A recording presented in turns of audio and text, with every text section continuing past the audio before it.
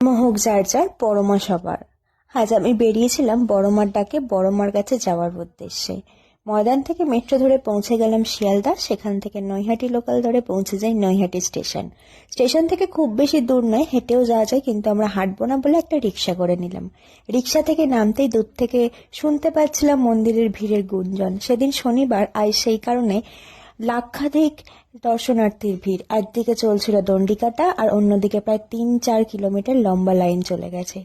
আমরা পুজোর ডালা কিনে জুতো জমা দিয়ে লাইনে দাঁড়ালাম। পিছনের দিকে যত এগোলাম দেখলাম লাইন যেন আর শেষই হচ্ছে না। আনুমানিক 2,500-3,000 লোকের পিছনে আমাদের দাঁড়াতে হলো। মনের ভেতর তখন একটাই ভয়, আজ কি বড়মার দর্শন পাবো তো, নাকি ফিরে যেতে হবে। তবুও মন শক্ত করে লাইনে দাঁড়িয়ে রইলাম। ভিড়, রোদ, ধাক্কাধাক্কি সবকিছুর মাঝেও লাইন এগোচ্ছিল।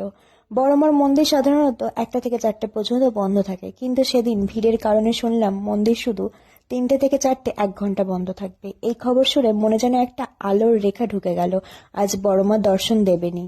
অবশেষে প্রায় 2.5 ঘন্টা লাইন দেওয়ার পর আমরা মন্দিরে একদম সামনে পৌঁছে গেলাম।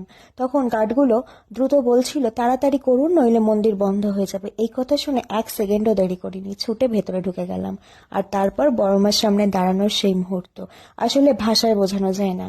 মাকে মন ভরে দর্শন করলাম, যত কষ্ট দুশ্চিন্তা সব যেন চোখের নিমিষে হারিয়ে গেল।